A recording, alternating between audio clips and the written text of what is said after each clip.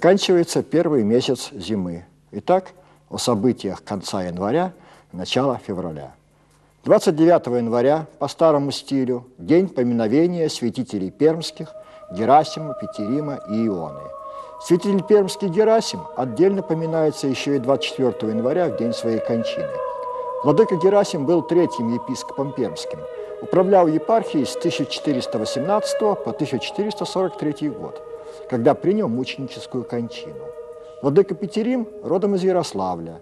До поставления в епископы был настоятелем Кремлевского чудового монастыря. Был епископом пермским с 1444 по 1455 год. Крестил удорских коми, совершил миссионерский поход в Пермь Великую. Был убит язычниками-вагулами, устаревшее название сибирского народа Манси. Владыка Иона стал пятым епископом пермским и управлял епархией с 1456 по 1470 год. Главной его заслугой стало завершение христианизации Перми Великой, приходы которой вошли в пермскую епархию. Епископы пермские Герасим, Петерим и Иона были погребены во владычном городке Усть-Выми, рядом с соборным Благовещенским храмом. В начале XVII века русской православной церковью они были причислены к лику святых. Над могилой была возведена часовня, а затем и церковь во имя святителей пермских Герасима, Петерима и Ионы. В середине XVIII века переделанная в предел Благовещенского храма. Гробница святителей пермских Герасима, Петерима и Ионы была одной из самых почитаемых православных святынь Коми края. Поклониться святителям приходило множество паломников. В гробнице неоднократно совершались чудеса. В 30-е годы XX века Благовещенская церковь со всехсвятским пределом и гробницей были варварски разрушены. Но место захоронения святителей не утеряно. В 90-е годы прошлого столетия над ним возведена новая часовня. 30 января 1930 года Политбюро ЦК ВКПБ приняло постановление о мероприятиях по ликвидации кулацких хозяйств в районах сплошной коллективизации, высылке и расселении кулаков.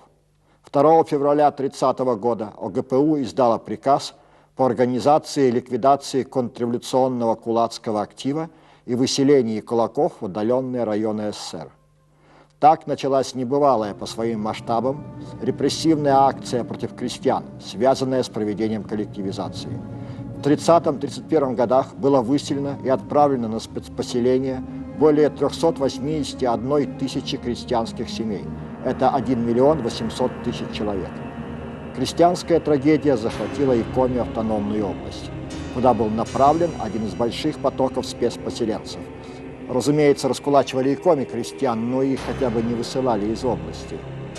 Первые партии высланных стали прибывать в конце 30-го года, а в 1931 году их численность превысила 40 тысяч человек.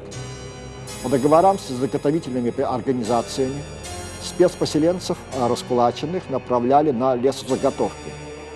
Первоначально жили в шалашах, в землянках, своими руками строили первые бараки. В 1932-1933 годах разразился страшный голод. К лету 1933 года в живых осталось только 28 тысяч человек. И все же многие выжили. Потомки спецпоселенцев и сегодня живут в нашей республике. Но горькая память о тех страшных годах останется с ними навсегда. 1 февраля 1857 года в селе Выльгард родился Семен Иванович Налимов, знаменитый мастер по изготовлению музыкальных инструментов. Его отец промышлял кузнечным ремеслом, а Семен Налимов выбрал другую профессию – плотника и столяра. Впрочем, ничего удивительного в этом не было. Пригородное село Выльгард издавна было известно своими столярами-краснодеревщиками.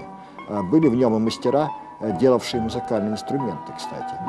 Наверное, если бы не беда, пожар уничтожил семейное имущество, не было бы и знаменитого мастера Налимова, балалаечного Страдивари, как его называли. В 1885 году Семен Налимов уходит на заработки, поселяется в Лугинской волости Вышневолодского уезда Тверской губернии. где занимается столярным ремеслом, делает мебель на заказ. Бывало, что мастерил и балалайки. Он был настоящим мастером, из тех, про кого говорят «золотые руки». Вот в Тверской губернии Налимов и познакомился с Василием Васильевичем Андреевым, знаменитым музыкантом, создателем первого оркестра русских народных инструментов. И с 1895 года стал работать в его мастерской по изготовлению музыкальных инструментов.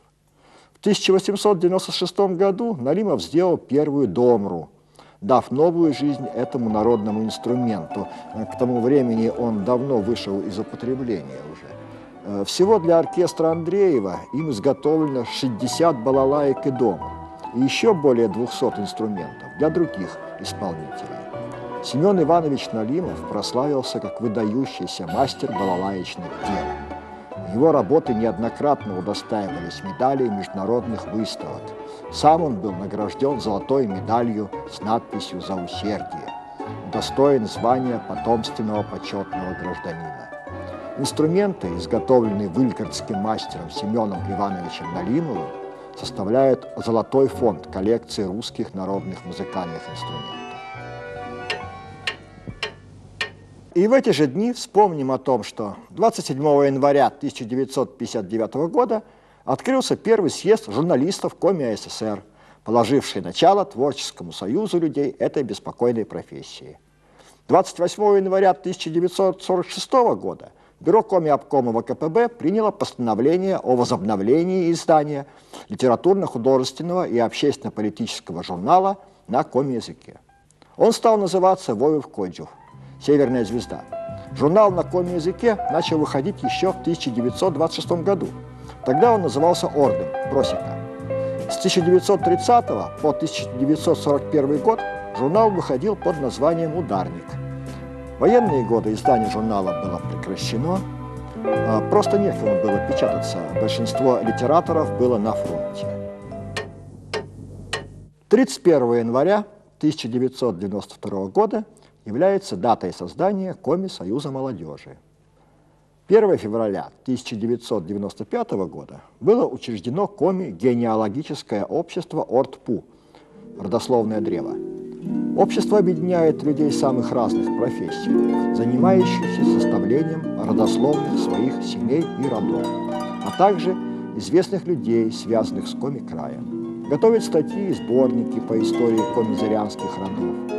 Организатор и председатель общества известный в республике краевед Михаил Дмитриевич Игнатов.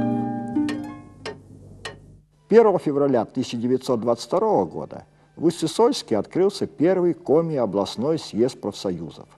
57 делегатов избрали областной совет профсоюзов.